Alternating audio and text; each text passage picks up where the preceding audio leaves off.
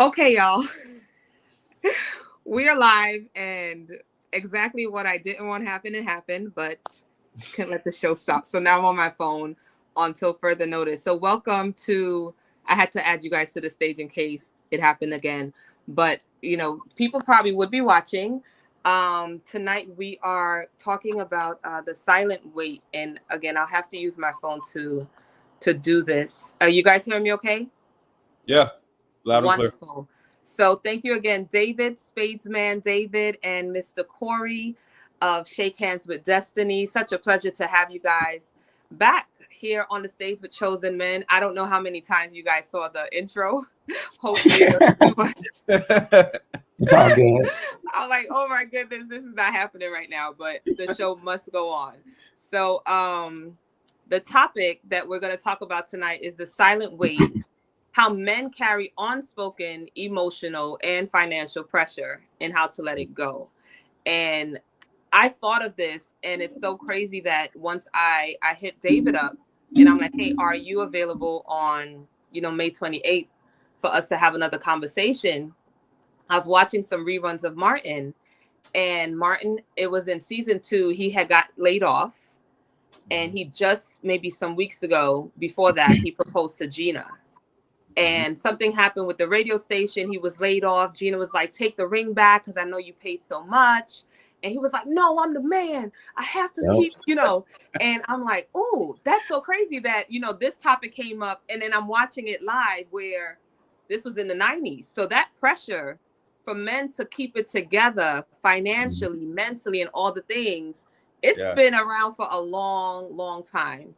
So I want you guys to really tap in to the conversation. I'm gonna work my thing out back here, but take it away. And I really want us to have this conversation. And thinking about May is a mental health awareness month, right? So it's even important. And I know Corey, you're the finance guy, teaching all things finance and beyond. And even you, David, being a young man, even a married man now. So let's talk about it. Let's talk about it. Let's talk about it. Can you hear me okay, David? Everybody can hear me? Okay, good deal. All right. Because I've had some microphone problems. So, man, no, this is actually a really good topic, my man. Because I've experienced all of them and more. Unspoken emotionals, you know what I'm saying? Financial pressures, man. I all of the above I've faced in the past, man. And she mentioned something about Martin. It's funny because now I'm not saying that particular segment of Martin, but how in the 90s, nothing's changed in the last 25, 30 years. And if you go back, the farther you go back, to be quite honest with you, it was probably even worse. The farther you go back, because we can kind of we got this thing of, hey, I'm the man.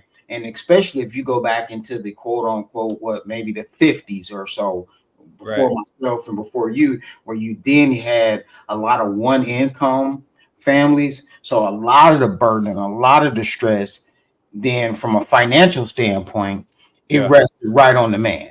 Okay. And then you trickle that down into a time frame where you started to see, especially African American men, where we started to be necessarily removed from the household. How much of that burden was because of what emotional stresses and financial stresses, and we didn't know how to necessarily. Let me I'm not speaking as in all of us. How many of us probably did not know how to handle the emotional burdens? How many of us did not know how to handle the financial pressures, and then that led to, i.e., drugs, i.e., alcohol, i.e., abusive situations and things like that, because we wasn't taught necessarily how to express when these burdens would come up or these emotions would come up. We were taught to generally suppress them, instead of even going along with that, brother. I love that you started with that and brought that up, because also, right, when you have your wife or whoever is really looking forward to marrying you, and they want to do it right now, right? They want to do it now, but you feel like, you know what, I think and this might be an actual discussion, but I think we should wait. I think we should wait a year. I think we should wait a few months.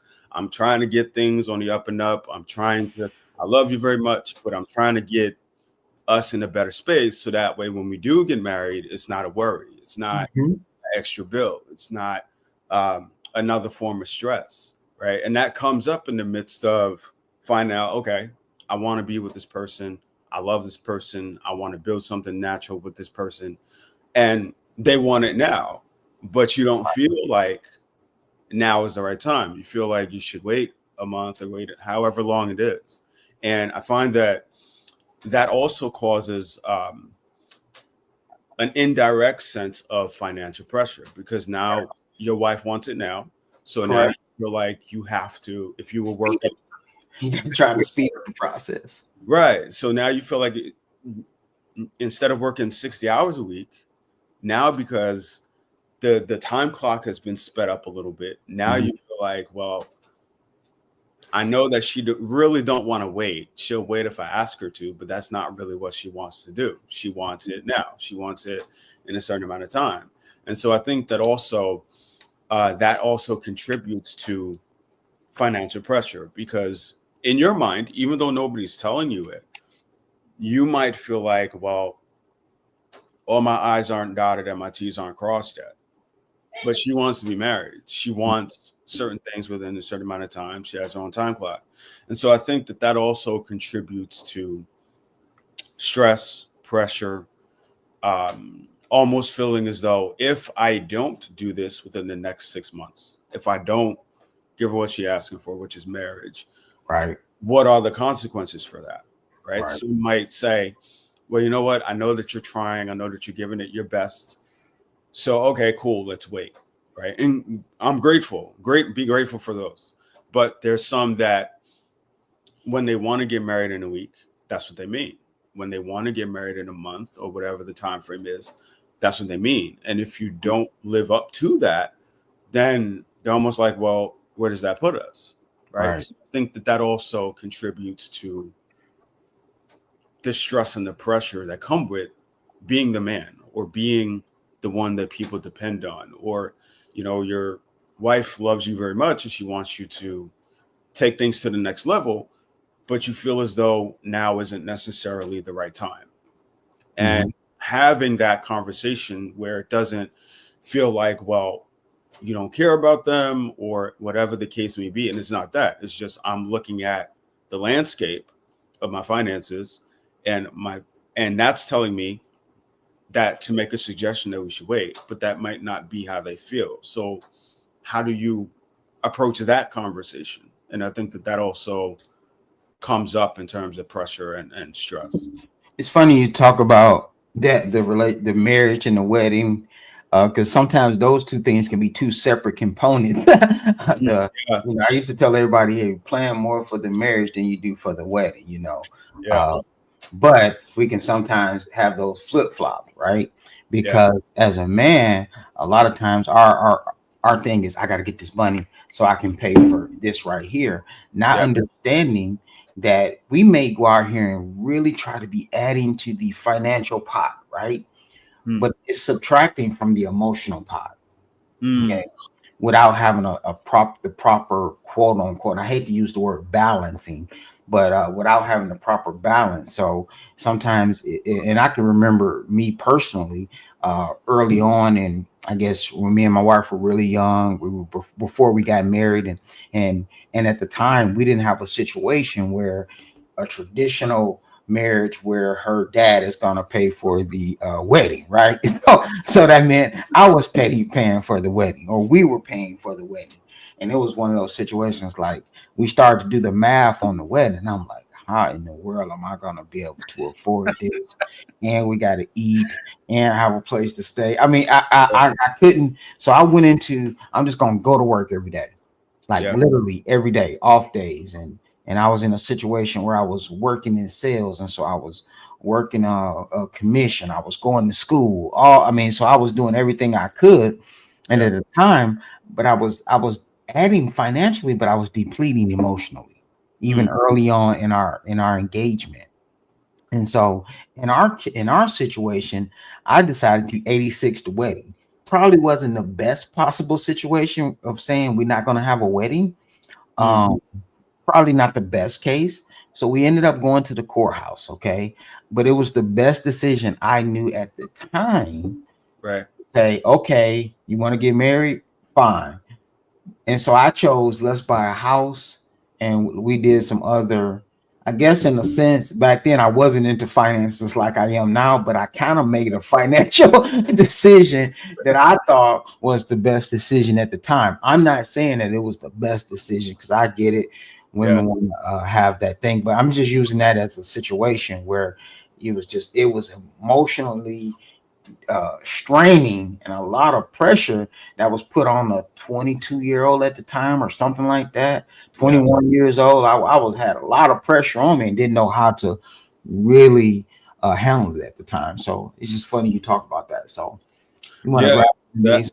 Yeah. that was just something that I went through, and that was the most recent experience that I could come up with because um especially when your wife wants a child, wants Mm-hmm. other stuff, Right. and you're looking at your finances and you're going, okay, but now, like, Right. you want this now, and then it kind of puts you in the mind frame of before I got into my entrepreneurial stuff, I worked corporate and different corporate jobs and things of that nature, and when she told me that, that's immediately where my mind went. Okay, so I was like, okay, so I got to work my job during the day.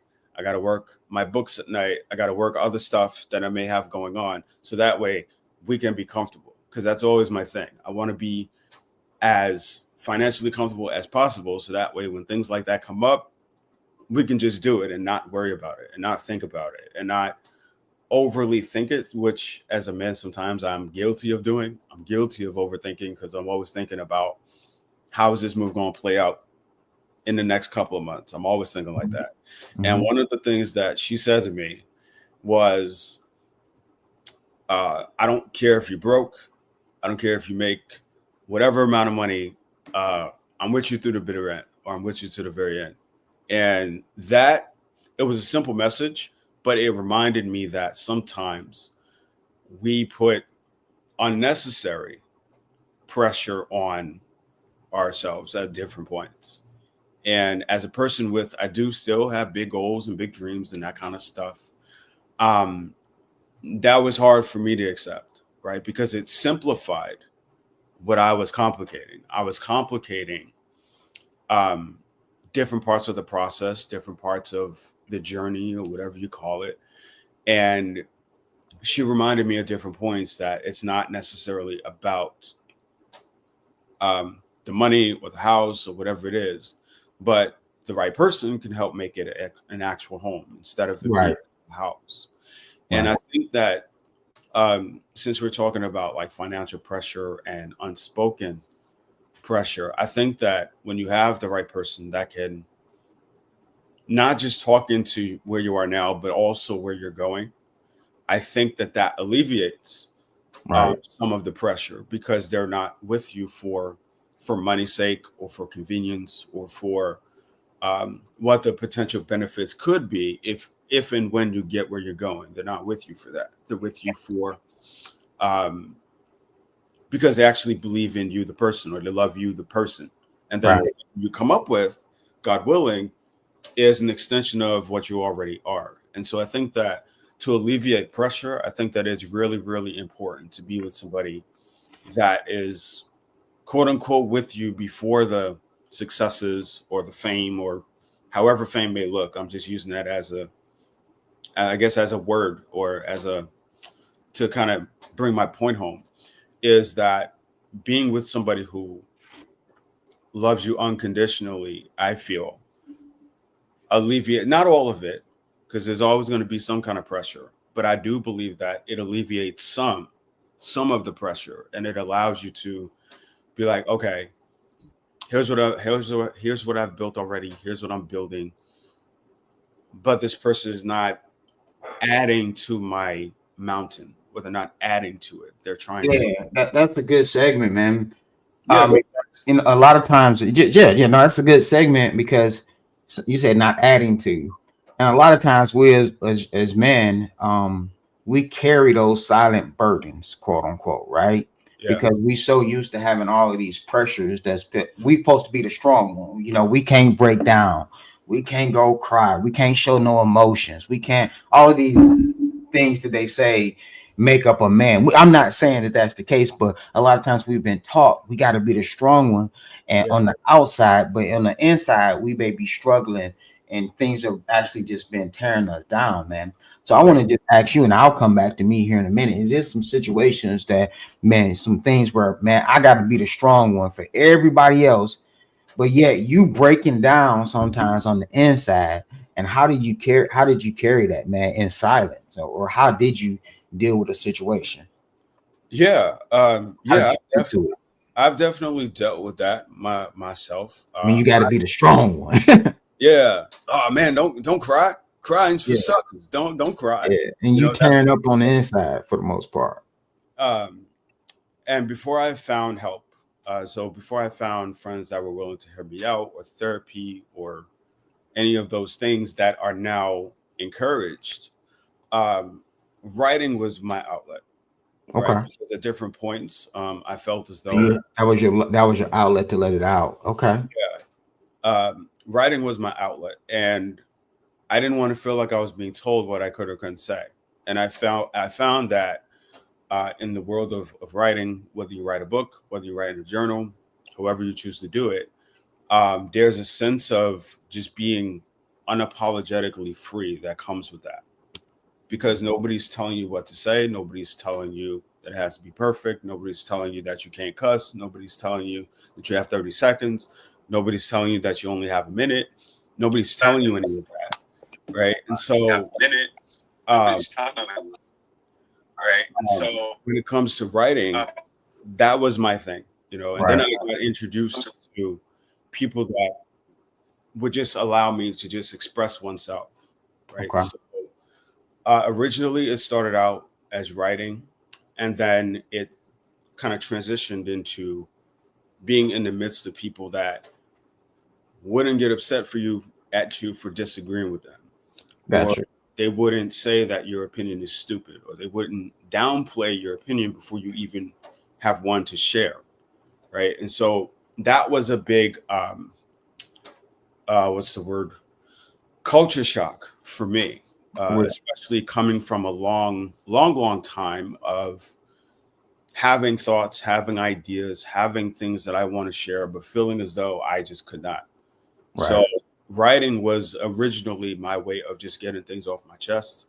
And then that transitioned into having a wife that encourages me to be honest, having friends that encourage me to be honest, still writing it if I feel the need to. But now I have spaces that I can verbally say it if I don't feel like, you know what, I understand what y'all are saying, but this is why I disagree. Or this is why I feel the way that I feel.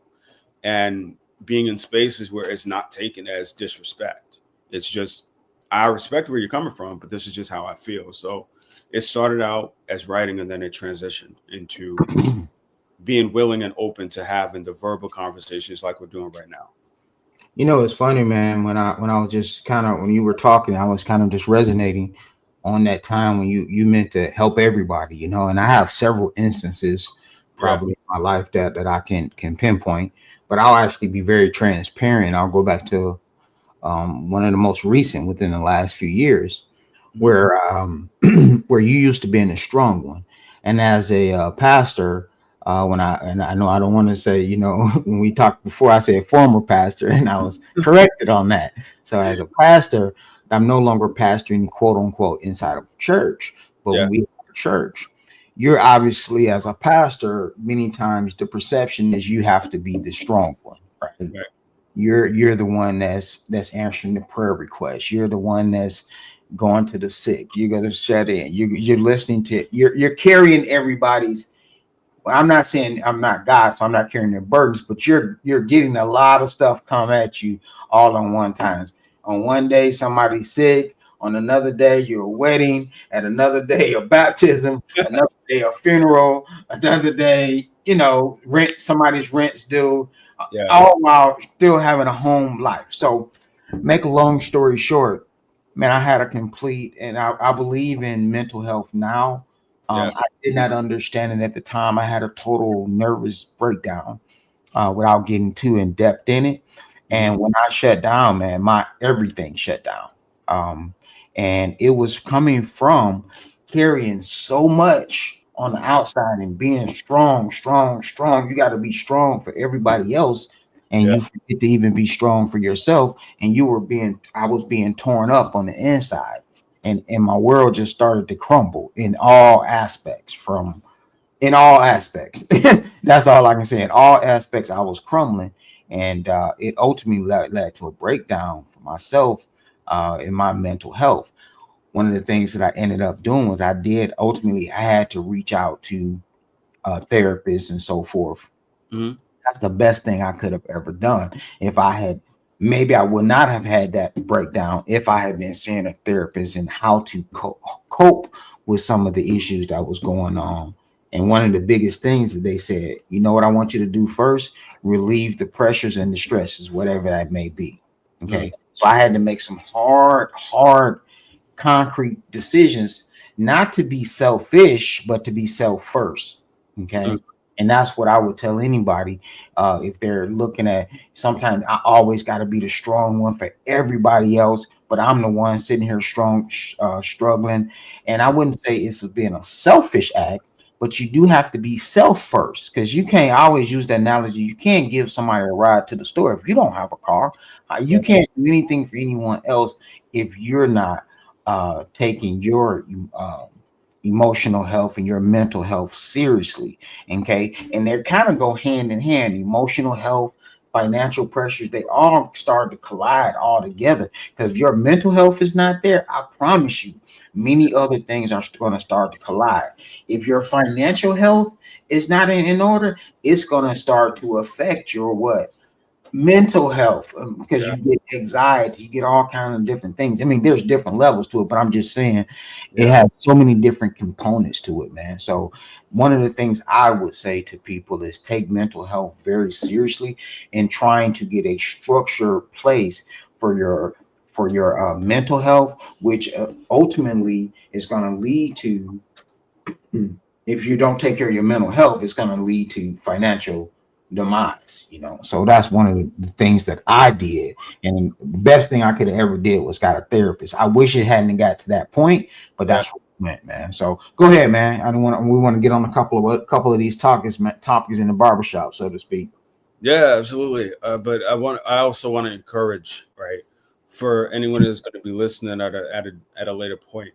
Um, when you first start getting introduced to mental health, be kind to yourself, Yeah, because you're not. If it's not something you're used to, give man. yourself space And, to be. and let me just say this real quick. Yeah. Also, we have to stop, especially in the African American community, stop thinking. The Bible speaks about sickness and disease, Hmm. but sickness is of the mind. It speaks more about sickness of the mind, meaning mental health biblically, than it does of disease. Meaning, we think of, if somebody get pneumonia, go to the hospital. If somebody got quote unquote, you break a leg, you go to the hospital. But then when we have mental health, because it's been structured that that's a weak characteristic in the quote unquote African American community. If you need mental health, thank goodness it's a little bit better today than it was just 10 years ago. I will say that. Yeah. But it's better. Is it where it needs to be? No, because we think of mental health a lot of times, especially as Black African American men, we Mhm. think of it as a weakness, not realizing that we have to take. And I'm sorry, I didn't mean to cut you off there, but I guess it just struck a nerve in me that we don't understand that mental health is just and worse than us being sick. We have to treat them the same, because if I look at someone and say, "Oh no, they're sick," like I had a brain surgery, and people was, "Oh, they could see my scar if I took my hat off. They could see my scar and see he had brain surgery." It's sympathizing there. But the same mental health that I went through, no, I looked the same. Yeah. I know there was nothing on the outer part of me, but the inside of me, it needed surgery as well. And so we have to understand that we have to treat that equally, you know. So get help with this thing. I'm Yeah, sorry. Go ahead. no, it's all good. I definitely agree with that, right? Because going back to what you said about being the strong one, and this is something that I've been learning as well in different spaces, right? Is that even the strong person who checks up on everybody Mm-hmm. needs a checking up on. All right.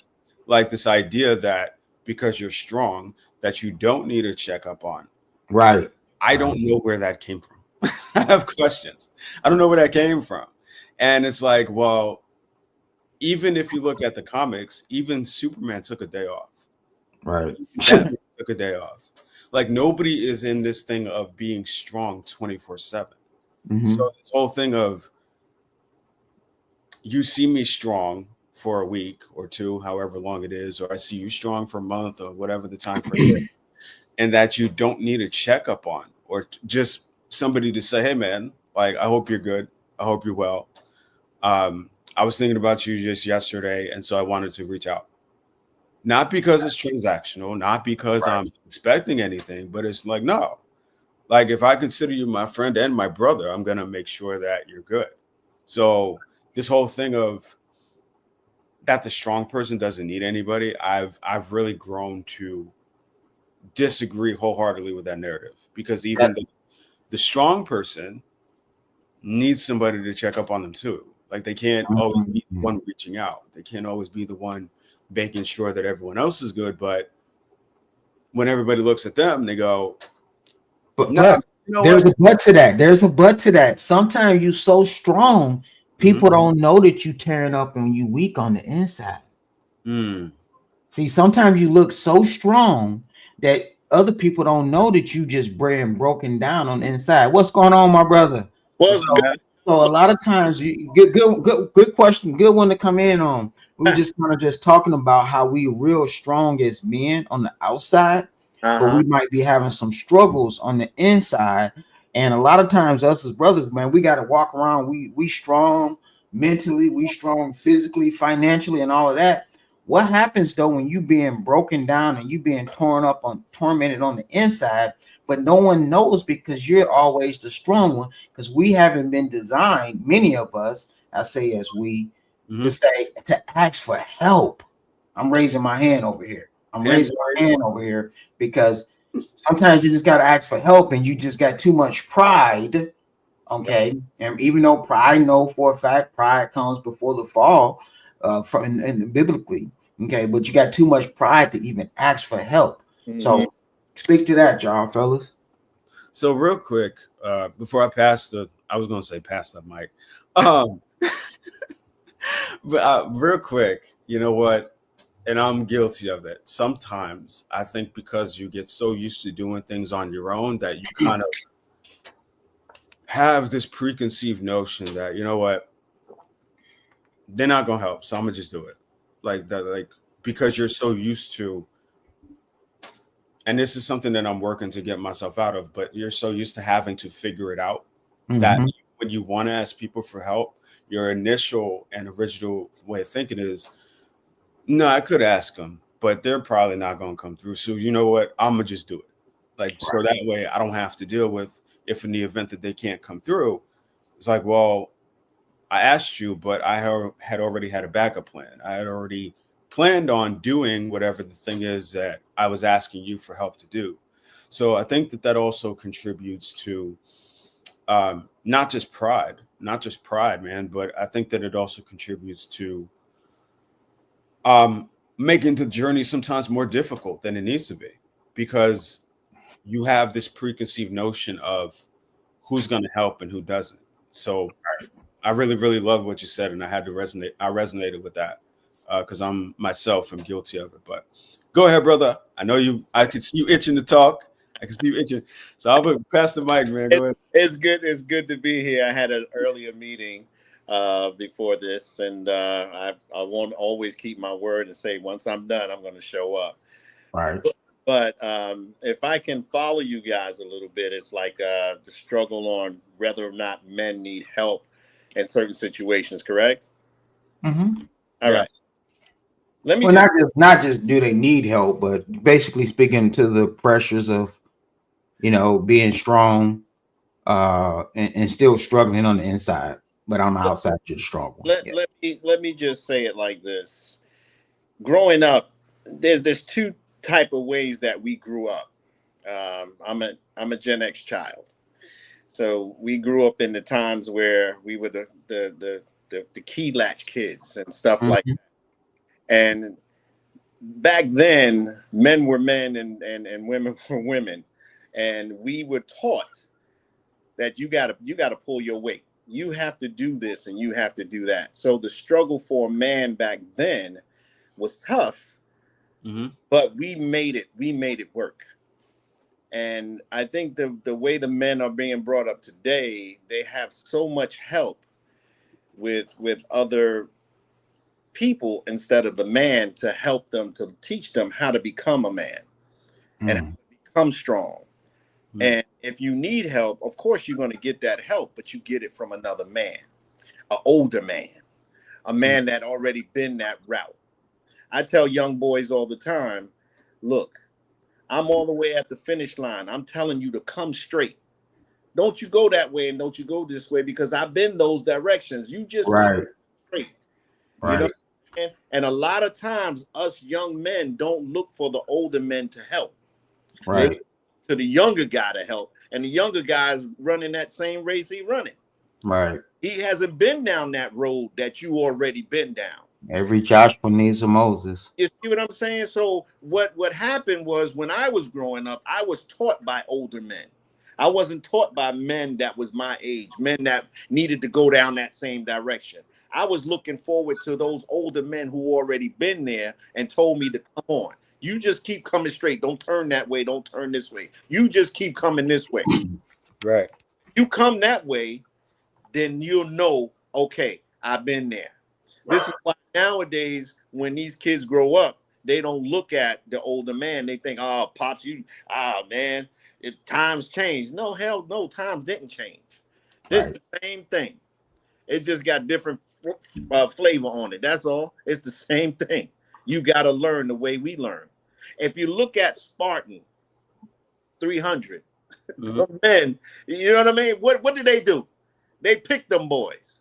Yeah. Because they knew them boys was going to be it. And them old men taught them young boys. Right. They didn't sugarcoat nothing. When I was growing up as a Gen X child, my uncles didn't sugarcoat not a daggone thing. Right. They told me this is the way you're supposed to do it and this is how you're going to do it. Don't change it no different way. Right. Can And you this is can I cut you off real quick because you said something that was a key point, and I don't want these people to miss something you said. You said that the men today, what they're you didn't say they were missing something, but you said that they get too much help today. yes, Can they you speak to the definition of what you mean by they get more help today? let me tell you what kind of help they get. Mm-hmm. They get help from mama. They get help from mama. I'm just gonna tell it just like Tell it like it is. All right. come on. How many of these young boys nowadays? I'm going to tell my mama. I'm going to tell my mama. Why you don't go tell your daddy? Oh, because he ain't home. Because he ain't this. He ain't that. Well, don't you got another man in your life somewhere in your life that could teach you how to become a man? Hmm. You hear what I'm saying? All right. A lot of these boys, when they getting hurt, and I hate to say this part, a lot of times when they die, they call them mama. That's the last thing come out their mouth with mama. Right. You hear what I'm saying? I'm not calling mama. You know what I mean? Because I know now that I've been taught the right way by a man. I know how to do manly things. You understand what I'm saying? So these young boys nowadays, they're getting their help from women. They don't know how to be strong. They don't know how to be a man. Come on now. Why you wearing tight jeans? All right. Huh? Come on now. You see your calf muscle, you see your thigh muscle. Come on, you want to see the print in the front, and then you wear your pants halfway out off your ass. For what? You hear what I'm saying? If you look at I asked for the definition, didn't I? I'm sorry, Reverend. If you No, you good. I asked for the definition. look at the crease of a man's ass, it looked like the crease of the cleavage of a woman. So come on, bro. Why are you showing that? Hey, Why you showing that? Now, bro. Now, now come on, speak now. to this though, but because Come that's a deeper conversation. Dude, let me tell you something. I look at these young boys nowadays and I'm like, okay, you're wearing tight pants. Why? Why you got your tight jeans on? Is it a fashion statement that you're telling me? Come on now. Why you gotta be like the woman to wear that? Now, if an older man You said a key point though, and I want these people to understand. I'm just picking up on some of the things you putting down. Because you said you had men. Why don't you have some man that you can go to? Like for myself, I was raised primarily by my grandmother. So then I was raised my mother, then my grandmother. Then later on, I had a step grandfather that came in my life later on down the line that I got some guidance. And then I had family members that was on drugs. So initially in my surroundings, in my immediate surroundings, because my father wasn't around, I had all women. However, I was able to make up a man in my life. What I mean by that is I had some men, maybe it was just one down the street that had a characteristic. Or maybe I had one teacher that had a particular characteristic. Okay. And then I maybe have had one cousin that had a characteristic. So fortunately, I was able to pick up on some of those good characteristics, but I had to maybe go through 3, 4, 5 different men to get those characteristics to come up with it. The moral of the story is men, we've been absent from the home. And in my opinion, a lot of this goes back to the conversation that we're talking about. What happens when we have emotional pressures and you have then financial pressures? A lot of times we as men, there is a time frame. I can't go into a deep conversation here.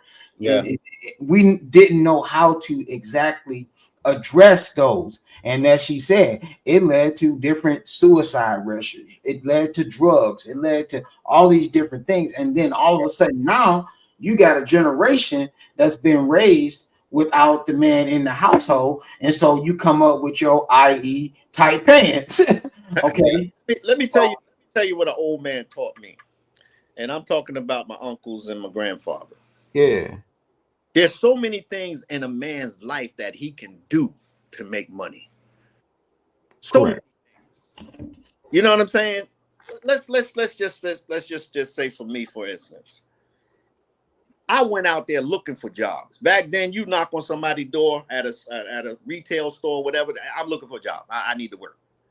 I find out how many hours I can work from there. Then I say, you know what? I need to find another job on my free time. When I got married, I had 5 different jobs. In the 80s, I was a thousandaire because I was bringing home that money. Right. Kids saw me at night because I was home just to make sure they go to bed. But then on Fridays and Saturdays, I used to bounce at a club. On Monday through Friday, I worked from 6 o'clock in the morning to 10 o'clock in the morning for the sanitation department. From 12 o'clock to 3 o'clock, I worked at Lens Crafters making eyeglasses. From 5 o'clock to 7 o'clock at night, I taught martial arts. So there's so many things of a man that he can do to bring in that money to not even feel like I can't do it. If you can't do it, then you need to keep that snake in your pants and don't bring nothing out in the world where you're going to have to do more than take care of just yourself. Now you got to take care of some family. That's what men told me growing up. Nowadays, they don't say that to these young boys. What they say, young boys, boy, she look good. Boy, go ahead and knock that down. Then when you knock it down, then heck, I'm a baby. Now what you do now? Because you don't have a job now. Now you got to go out there. Now you want to be a rapper. Now you want to be a singer. Come on, bro. Think positive. Animals don't make babies until they build a nest. All animals. From birds to bears to deers to every animal on this planet build a house before they build babies. You know what I'm saying? A young lady told me one time that she always saw her father pee sitting down. because he never was taught how to pee standing up. A woman can't teach you how to pee to stand up because she don't have the tools to show you. Right. Mm-hmm. You know what I'm saying? A man Right. has to show you that. Right. So what do we do now as young men? If we're doing classes and stuff like this, we need to bring these young men off the street. When I first started teaching martial arts, I went out there to the corner and start snatching drug dealers off the street. Say, hey, look, we're gonna change the world, brothers. We're gonna learn how to protect ourselves. And every one of these guys I start teaching, I start bringing to my house. I'm talking about 15 guys. Okay. Took them off the street, bring them to my house. We were training. And nowadays, these guys got families. They still talk about me until this day. They said if it wasn't for that old man right there, bringing that's where I was getting at, is it had to be somebody to come and get you. That's where I was getting. I had to have that one person that came and got me off the street, right, and took me to, not off the street. I wasn't in anything, but they gave me a structure of where to go. Come over here to the rec center. Come over here to go. And I still remember those people. Right. And that's where I guess where I was going, is because now you have a group of young men that's now struggling with all of this stuff. They got the weight of the world on them emotionally, and then they got that without having that man to go to, that man that didn't pull them off the street and teach them martial arts and so forth and so forth. So my question to y'all is, and I'll say this, not a question, but then I'll say this, as I was talking about mental health earlier, what do you say to your person when you carrying this silent weight, and it can start to break you down, not necessarily just financially, but from even a mental aspect, because it can feel like, dang, man, I using a perfect example when I lost my company years ago. I lost my company. And so all of a sudden I go from a 6-figure income. I then lost my company. And then at the same time, I got this ministry pull that's pulling on me, right? Mm-hmm. So I got this tug of war going on, where I got one thing that I lost my whole company, where I'm paying people. So I'm making now less than what I was paying people all of a sudden. Wow. So I go from a company to making less than what I was now paying people. That can mess with you emotionally. Okay. From a manly standpoint, you like, what in the world is going on? It's because it messes with your pride, your ego. It messes with all of the above. And I'll never forget, man, I'll just remain broke down. I didn't know which way. I didn't know how to get out of that situation. Not because I didn't know how to go get another job, because I was torn up and not knowing which direction to go in my life at the time, because I was being pulled in a ministry standpoint, which ministry standpoint didn't necessarily come with a $sign paycheck at the time. And then I was also saying, oh man, I got to pay my house note as well and put food on the table, which I was flipping omelets on the side of the road, literally making omelets on the side of the road. And what I'm going back to, it tied it back into, fortunately, I did lose a whole lot of material things, including my house, repo, my cars, all of that stuff. I lost it all. Fortunately, I did not lose my family. Okay. And so that was, so my point that I'm making, and I guess I was just acknowledging one of the topics was, when you got so much pride, and then how does it affect your relationships, and what decisions did you end up making to turn it around? So, you know what? I love that you brought that up, man, because what I got from your share was having some sense of detachment, because you were no longer detached to your whatever material things you might have had. Right. I think that sometimes, and I'm sure we've all heard it at different points, but I think that sometimes what God will do is he'll not only sit us down, but he'll break us down. Right. In order to be separated from, man, I wanted that house so bad, or I wanted that car so bad, or wait until, man, you know what? When I get this house, I'm going to be on and everything's going to be, and I'm not going to have to worry about a goddamn thing. Yep. And then just as quick as you got to that point, it's taken. Yep. Then you go, well, shit.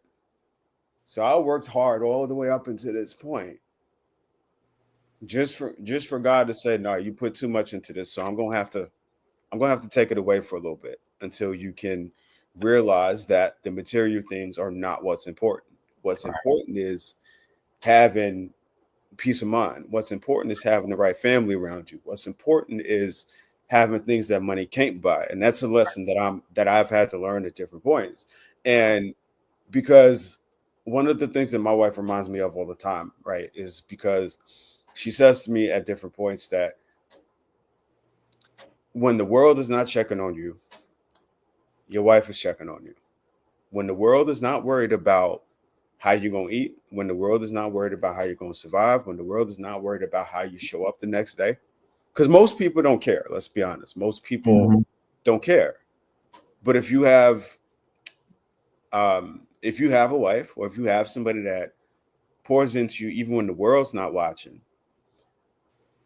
I think that's when everything is taken away. I think that's when you realize that there's some things that money can't buy.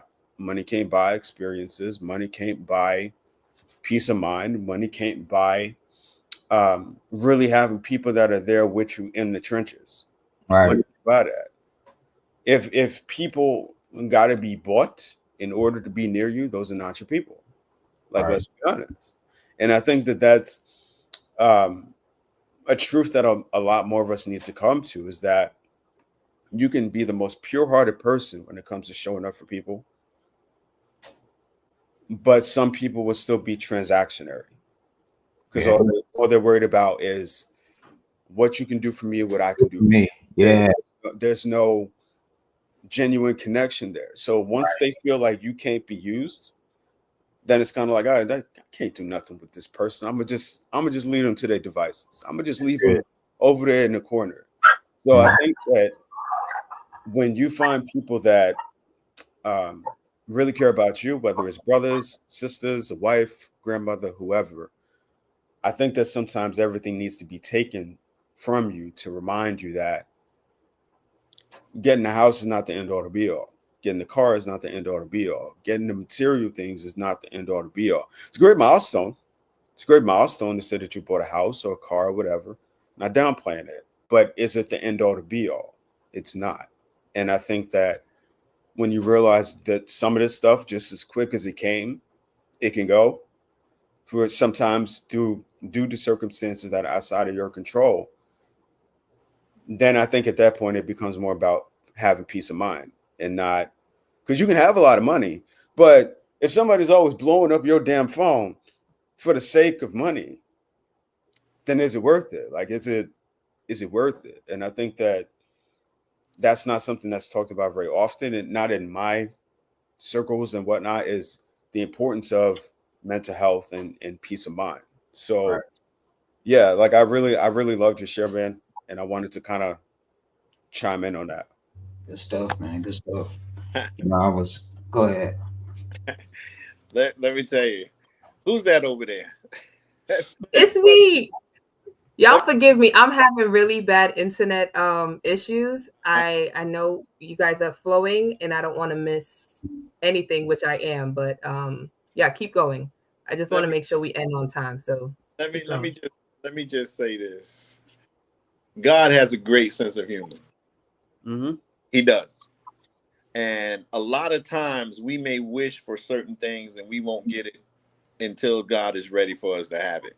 Right. But if you notice one thing about our lives, and I've just listened to what you guys said, how you had everything and then you lost it. But you weren't in a point where it wanted to make you just give up completely, because if you did, you wouldn't be where you're at today. Right.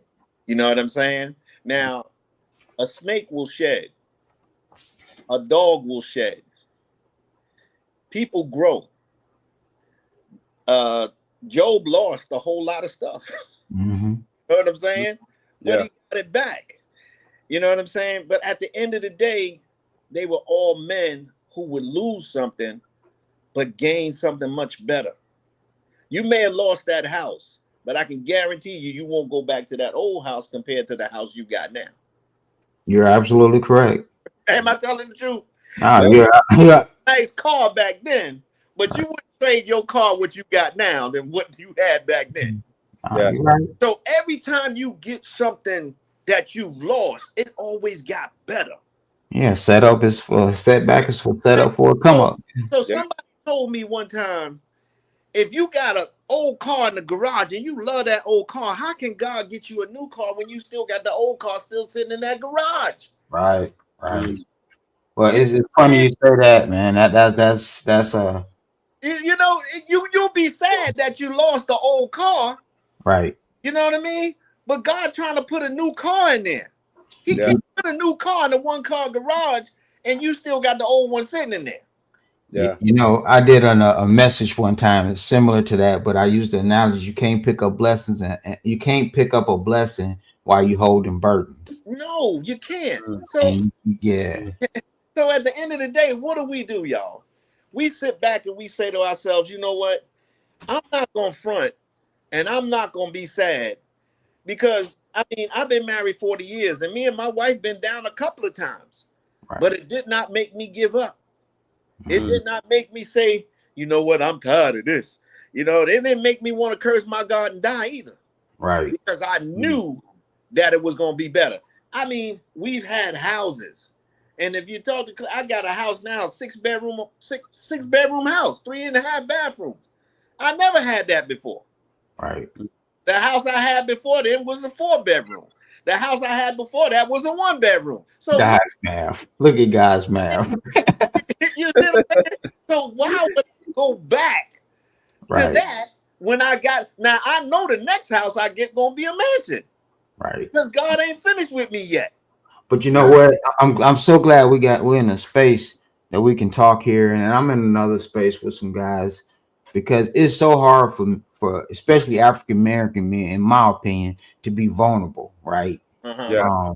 Vulnerable where we can talk because sometimes you don't know. I know it was cases in my situation where I'm trying to figure this thing out, and I sure wish I knew some of the knowledge that I have now.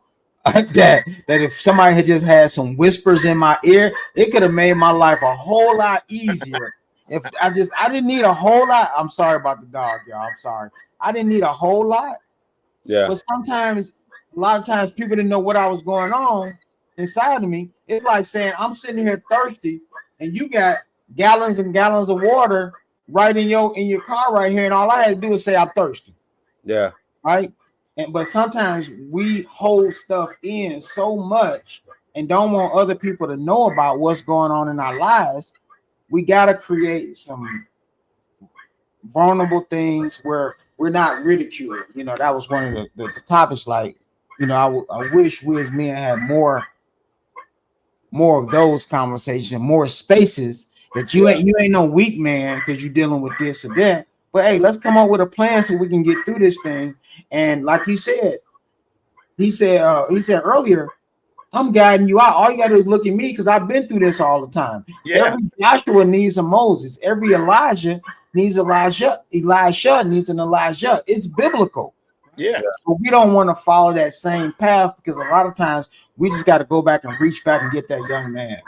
And you know what it is? It's because of the training that this new generation is getting.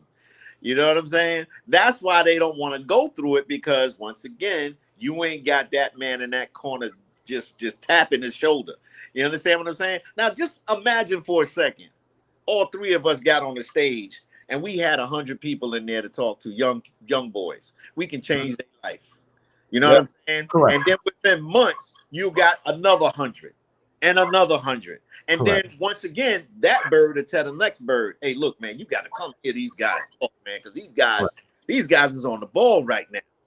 You know what I mean? Yeah.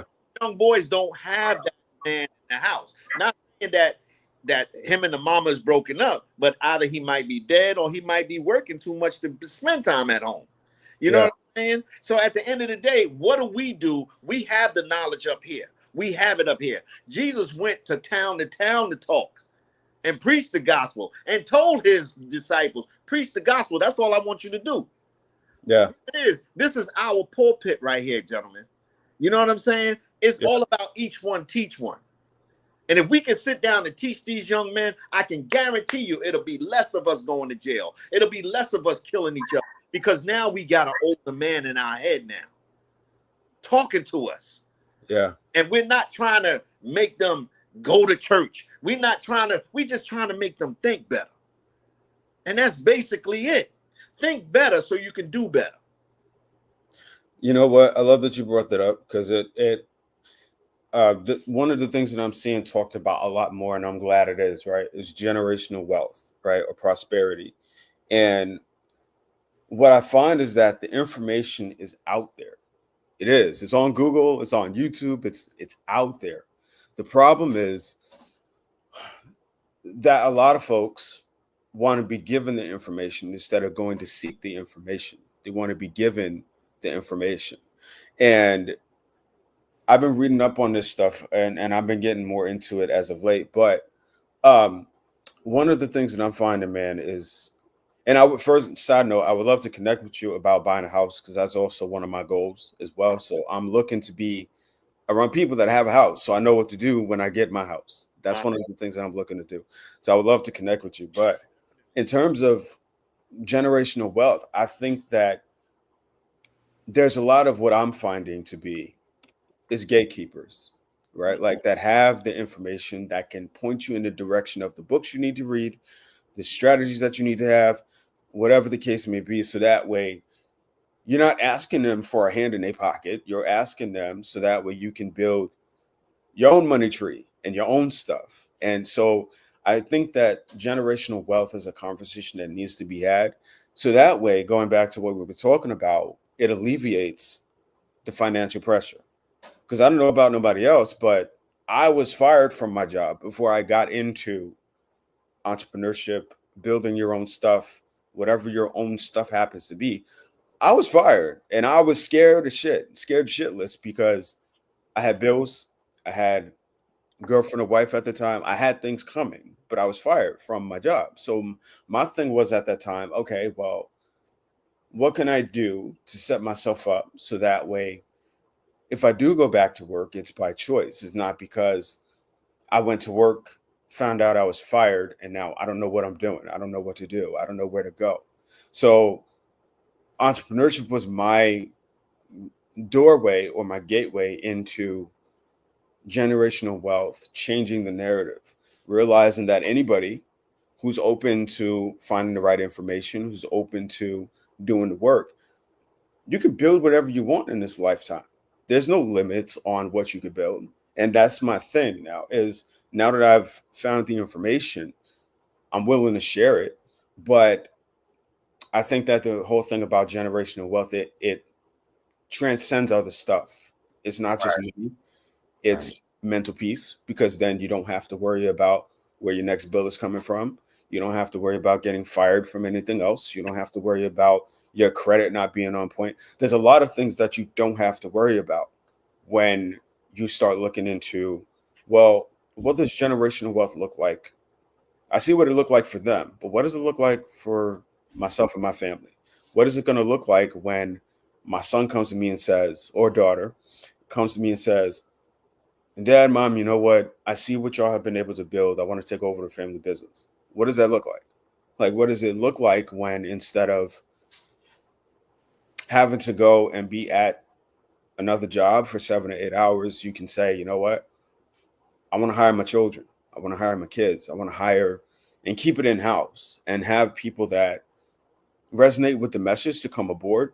And then y'all can expand. Y'all can do other things. Y'all can, if y'all want to open up a hotel, if y'all want to open up a restaurant, if y'all want to do real estate, if y'all want to do whatever it is that y'all want to do, I think that those are the conversations that need to be had. I don't see them talked about very often, but I think that the whole thing of generational wealth goes also back to what we were talking about in terms of alleviating the financial pressure and the mental pressure and the emotional pressure that comes with being the first, whatever the first looks like, first to go to college, first to start a business, first to change the narrative. And I think that that's also a discussion, if y'all are down for it, that we should have, is about what does generational wealth look like. And I know it's different for everybody. I know it is, But I think that that's also something that needs to be talked about because it transcends, like I said, mental health, peace of mind, a bunch of other stuff. But yeah, that's my TED talk. that's my TED talk. I'm gonna end this with this. Mm-hmm. Who do you trust? That's what you got to think about when it comes to generational wealth. Mm-hmm. Do you trust your brother, your cousin, your auntie, your uncle, anybody in even your own kids? Do you trust them enough to say to them, all right, we're going to have a family meeting. Every time you get paid, we're going to put $25 in this pot and we all going to buy something together. We're going to use that money to buy something and we keep building. Because every time I get paid, I pay myself. My kids pay themselves. Mm-hmm. By next year, we're going to open up a compound, a family compound, where all of my kids are going to live on it. I'm going to live on it. We're going to have a farm. We're going to have a store. And we're going to have a store that's going to be called Bodega. And we're going to have everything on there. So if my grandkids want to play in their own neighborhood, we ain't got to worry about it because we all family live there. But it got to start with people you trust. You got to have people in your... I know dudes that talk that good game, and then all of a sudden when it's time to pay the bill, oh man, I ain't got it. Yeah. No, you got it because you've been paying yourself $25 every time you got paid. So how you ain't got it now? Mm-hmm. You feel what I'm saying? Yeah. Every time I get paid, I take money out and I'm paying myself before I pay any bill. Because I want to make sure I got it. And my kids do the same thing. Right. Well, I'll just try to summarize it this way for myself, this whole conversation. Like, what would I want to leave? What would I tell my younger self?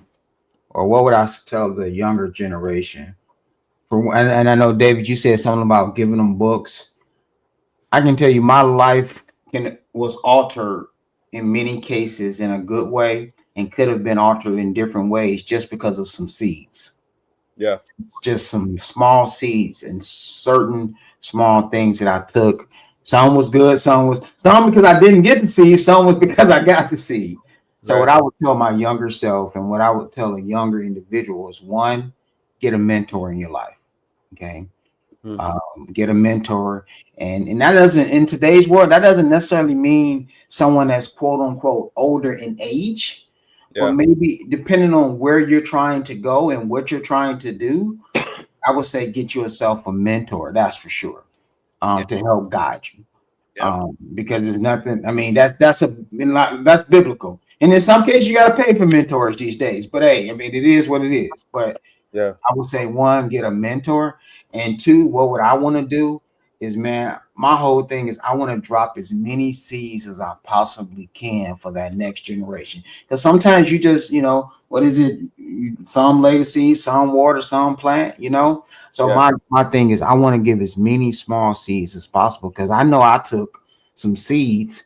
And if I look back on my journey, as I was saying, when I lost the business and some things, I did everything right. Everything right. Except for one little small thing that I didn't do right, that I had no clue whatsoever about credit at the time. The same thing that I teach on finances today, I had no clue on any of that. And if I had just structured my business differently, it would have been a different outcome. And that was just a seed that I learned later. So that's what I wanted to just say, just some things that I would speak to my younger self and what I would speak to what I would want to leave. So I guess I'll go next to kind of wrap us up. What legacy do I want to leave? One of the things that I want to do is, and I've made this promise in private, so I guess I'll make it in public, but my personal legacy is to leave on empty. Whatever books I feel I should come up with, whatever podcast episode I feel I should do, whatever businesses God wants me to start, being willing and open to start them. And even if it sounds outrageous, even if it sounds crazy to people, but nothing is crazy in the eyes of God, I found out. So leaving on empty is one part of it, and then another part of it is encouraging other people to think as big as possible. We always hear that we should start small. We always hear that, and that has its place. But do I think that that's a narrative that should always be led with? No. I think that you should think as big as you want to, or or as big as you're open to thinking. And that's part of the reason why I do different things at different points, whether it's a book, podcast, wine, jet, brokerage, whatever God wants me to work on, because I don't feel like there's any limits. I feel like sometimes we unknowingly put limits on ourselves without realizing it, unfortunately. And so that would be my message to other people is, as one of my books suggests, don't be afraid to make your own luck or make your own blessings or make your own stuff. And don't feel like you got to wait on somebody else to tell you how great you are. You got to wait on somebody else to tell you that you're talented or that you're passionate about what you do, that you're on the right track, so on and so forth. I think that there's power in not waiting. And that's one of the things that I want to encourage other people to do is that you don't always have to wait. You don't always have to sit around and just wait. So that would be my personal two messages that I would want to leave is leaving on empty, and then also encouraging other people on the other side to be unapologetic about the goals they have. Because sometimes we will share goals with certain people, but then feel like we can't share them with others, which I get. I get that you can't let everybody be involved, right? Like I get that. But if you have something that's on your heart to share, if you have a big goal, whatever it is, don't be afraid to share it and see where it goes. So that would be my message that I want to leave with people. So I'll pass it on. Great. Thank you guys. This was awesome. I hope I don't get caught up while I'm ending the show. Lamar, thank you for coming in. Never too late. You hopped right in, and I do appreciate that. And Corey, I know we spoke a little earlier where life has been lifing, but you showed up, and I appreciate that. And David, always saying yes. I didn't hear from you, and I was like, oh, we might have to cancel, but he was like, don't worry, I'll be there. And you showed up. So I really appreciate this conversation was so good. And I know you guys couldn't see the because there are people watching live on YouTube. And I I think she might have froze, man. Well, we'll just wait for her to come back in. I think we're still live though.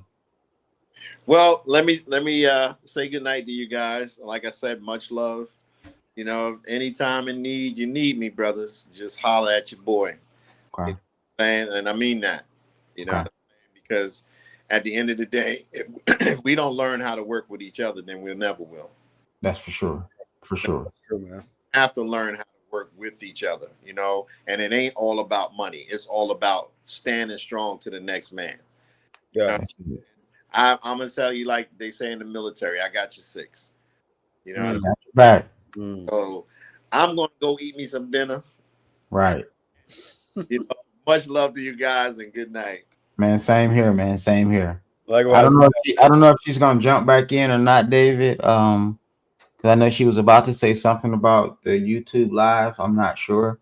Yeah. But I'll give her a second to jump back in. All right. Unless she was, I don't know if she had ended the live or no. We're still live, so I'll be glad to. I'll see if she'll jump back in. I know she has some internet things, but if not, we'll just get off here. But man, no, it's been an amazing conversation here, guys.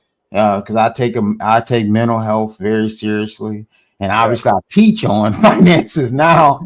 Ironically, after going through quite an issue on our end, from my end, I should say, in life spiral, downward spiral, so to speak. But I know one thing that I wanted to touch on real quick, and I'll just go back to it, and I'll take about 30 seconds on it, because hold on 1 second here, and this might help somebody out here. What about balancing all of this with a helpmate or should man only be responsible for it, or especially in this economy? I'll Oh, just read man. that. That's because you're newlywed, you're newly married, right? Yeah. I want Um, to ask you that. yeah, no pressure, huh? No pressure. I'll live with a helpmate. Um, I've been married 27 years, but I'll let you answer that. thanks, man. Thanks. No, I don't mind answering it. It's all good. So I think that it does help to have a helpmate that I'm gonna say, let your vision come out to play, right? And isn't telling you that your vision is too big, isn't telling you that your vision is not possible. They're not planting negative seeds in your mind about your vision. Right, Because right. Oh, when I met oh, my that's wife good, now, right? That's a period moment right there.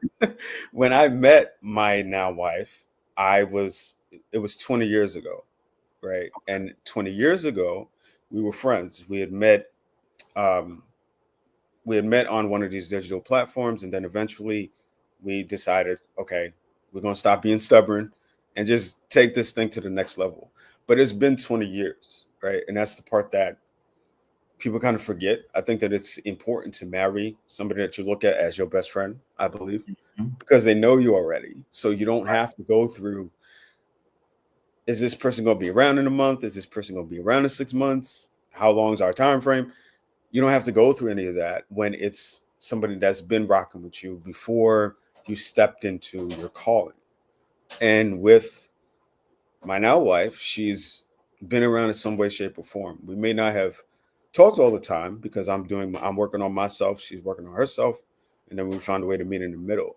And I think that, especially now being a new newlywed, um, it's important to be with somebody who is not planting seeds of negativity into your vision, and they actually let you have the space, the mental space, to Right. be like, okay, I said that I wanted to write books. Okay, I did that. Now I want to do something else. And they let you do it. They don't try to say, well, you know what? I think you're too ambitious. Okay, but you knew that before you met me. Like you knew that I was ambitious before you met me. You knew that I had a certain life that I was working towards before I met you. And I think that part of it is having those candid conversations and being honest. And I told her, I said, I love you to the moon and back, but my purpose is not going anywhere. People can leave all day, but whatever God has called me to do, I'm going to do. You can be with me if you want to, but this is the course and the direction that I've been charted on. And this is where God wants me. So if you can accept that, everything else will come. Everything else, all the stuff and blessings and all that will come if you can put yourself in a space of believing and accepting that this is where I'm going. And once she was willing to do that, everything else is kind of falling into place. And it didn't feel awkward. It didn't feel Right. strange to have the conversation. It wasn't forced. It wasn't waiting for the right time or anything. It was just us being willing to be honest. And I approached her from an honest standpoint, not just trying to get her, but being honest and saying, here's my course. Here's where God wants me to go. And I had already said yes before I met you. So I'm going. If you want to come, you can come. I'm opening the door for you. But even if you don't want to come, I'm still going to pursue the purpose. I'm still going to do what God has called me to do. So I think that part of it, and I guess I'll rest my share here, but a big part of it has been having those candid conversations on both ends, not just my vision, but also what type of man she wanted me to be and being honest about it and just having candid conversations. So that's been my experience so far as now um, being a newlywed. That's been my experience so far. But I know you a veteran, so I know you're a Oh, man, veteran. I have nothing to add to that whatsoever. That's what you call a period moment.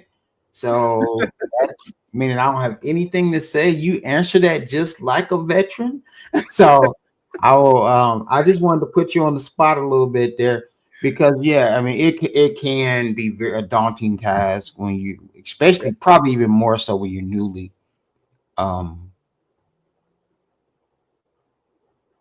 I won't say that. I won't say that. It can be a task. It doesn't matter if you've been married 1 year or 30 years or 50 years for that matter. When it's the financial stresses and pressures, but it helps to have a positive, to know that all of the stress is not on you. You know, Yeah. I'll remember a situation, and I'll just say this real quick. Mhm. Um, I remember a situation where all my wife said was we were losing everything because we lost the business, like I said before.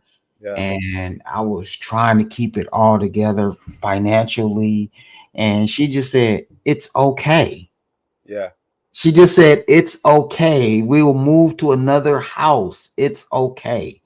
Yeah. And that weight was like the weight of the world because you're trying to do everything for your family. You're Yeah. trying to be strong for your family. And I remember just breaking down, tearing up because she was like, it's okay. And I Yeah. felt like the weight of the world because she was basically saying, you're still strong. In, Yeah. in, in a sense, she was basically saying, you're still strong. This is not, even though you're vulnerable right now, you're Yeah. still strong. So yeah, I remember that. So that was one of the pivotal moment in our marriage. Yeah. And even because I've at different points have contemplated going back to work because entrepreneurship is not for the faint. Okay. I'm gonna say that. I'm gonna say that right now. Entrepreneurship is not for the faint. And there's been a couple of times where I've been tempted to go back to work. And it was her who said, no, I think you should stay the course with your stuff, like with your books and whatever else you feel led to come up with. And it almost made me do a double take. Like, wait, who is this person? You encouraging me not to go back to work and just pursue the dream because you see that the dream is not working. I just may need to change some things about the dream. Right. Okay, I'm gonna marry this person. So that's what I did. Like that was the, and she asked me all the time what made me do it, and it was that. It was because I had came to her one day and I said, before we got to this point, before I got into books and ownership and other things, I had came to her and I said, I don't want to do this no more. I don't want to work for anybody. And it was random. Like it was random because I saw they always say that God gives you a glimpse of your coming attractions. That's what they say all the time. And I had seen glimpses of some of the things that I'm doing now. I didn't know how it would pan out, but I saw glimpses and I wanted to see where the glimpses would take me. And I knew that I could not do that by being at work. I knew that. And it Right. was just this feeling that at the time when I made the decision, that kept nudging at me. And usually I find that when God wants you to do something, he'll keep knocking, Right. keep knocking until you say, okay, God, what is it? Like what happened? What is it? I want you to do this. Okay, God, but how am I going to provide? How am I going to do this? How am I going to do that? Don't worry about it. I want you to start the business. I want you to write the book. I want you Right. to come up with whatever the thing is, podcast, dance studio, whatever it is. And I found that when I said yes at the time, um, was I scared to tell people? Yeah, because Right. everyone was saying you should work a job. Everyone was saying you should do what everybody else is doing, which is work a job, save your money up for a pension, and then retire.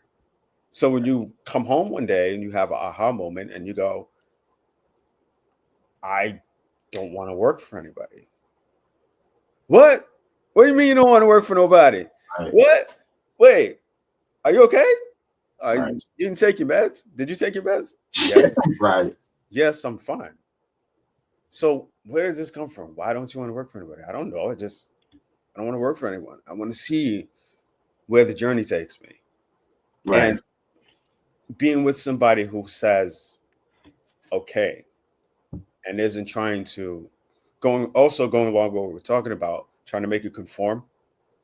and says okay to the vision and okay to whatever the dream is, even if they're not used to it and they don't come from that world, they may not necessarily understand it, but they acknowledge that they're with somebody who is a dreamer, is a visionary, has a certain vision or life that they want to live, and they're just down for that. That alleviates pressure by itself, because now you're not convincing them. They already believe it. They just may not understand all the components, but they believe in Correct. the vision. So they're just like when you hop in a car, they're just down for the ride. They're not trying to control the narrative. They're not trying to control the vision. And that, I yeah, go ahead. sorry, go ahead. No, go ahead. I was going to No, say. we flowing. Go ahead.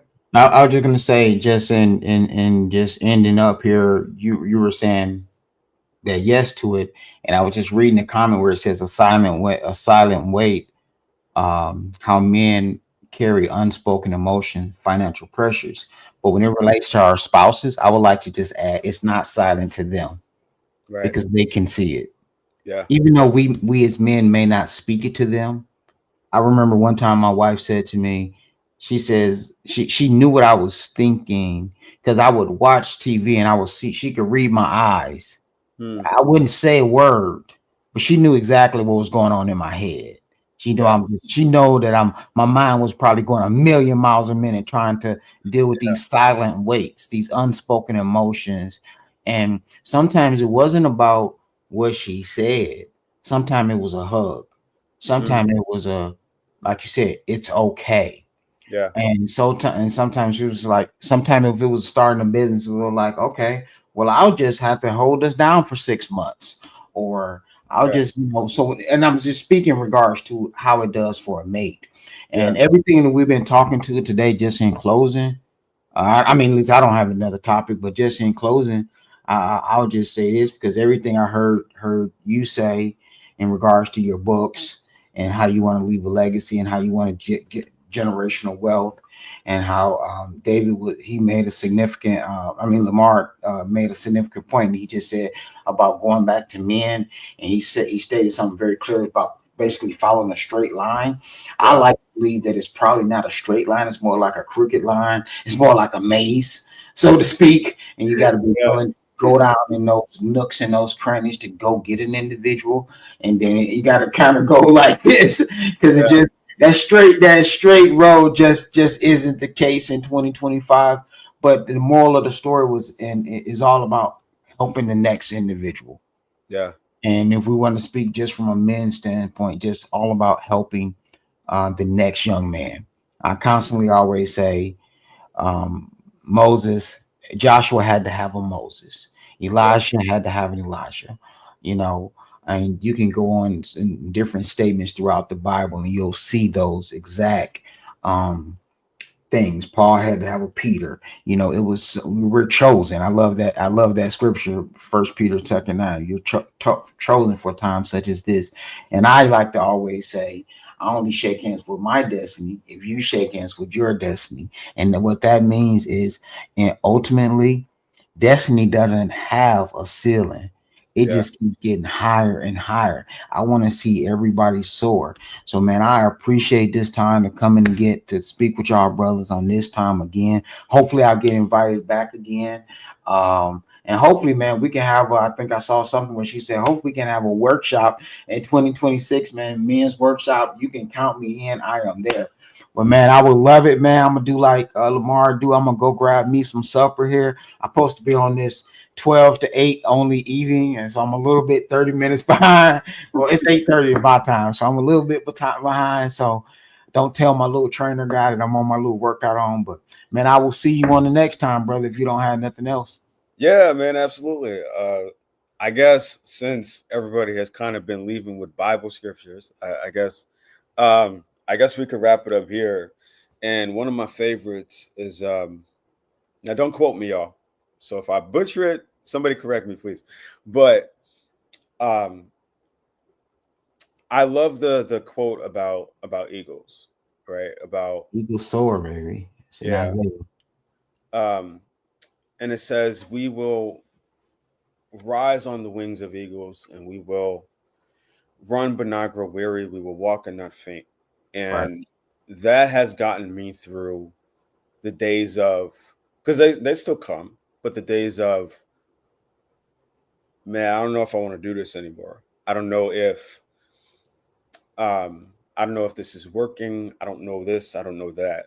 And just being able to read that quote sometimes, it reminds me of even panels that we do like this, of the impact that they will have at some point. We don't know when, we don't know what time, we don't know where, and we don't know how, but this is part of the impact. The panel is part of the impact. Right. So we can't control where to go. We can't control who it'll touch or how it'll play out. But on the days of when you're not sure that you want to do whatever God has called you to do, I'm going to encourage anybody that's going to listen to just be willing to say yes and see where it goes, like, and see where it takes you. Don't say no before you even get a taste of the blessing, because sometimes we do that. We'll say, because we don't see the whole landscape, we'll say no before we even get started. And that's one of the things that I want to leave with people is just say yes, see where it takes you. See you, and you might actually meet your actual tribe, because sometimes your dreams and your goals and your aspirations are too big for your environment. So you need to move. That's right. And that's what I learned from my jobs. Because at one point before I became creative, I just wanted to work a job and that was it. Like, I just wanted to work a job, work my way up to manager, potentially be vice president or just something like that, and be Right. cool. And be cool. And Right. God said, and now God laughed in my face, which I'm not thrilled about. But when I told him the plans, he had bigger plans. And part of his plan was me to be in books and panels like this. So I'm grateful that I said yes when I did. But if I didn't, I wouldn't have met you. I wouldn't have met Lamar. I wouldn't have met Clavia. I wouldn't have met certain people that came with me saying yes. So I want to encourage anybody that's going to be listening to just be open to just saying yes and see where it takes you. So this has been great. Man, I always appreciate the time, man. I'll be at the 2026 workshop. If there is one, I'll be there. So absolutely. yeah, this has been great. All right, man. I'll see you on the next one, man. Have a blessed night. All right, man. Much love. Mm-hmm.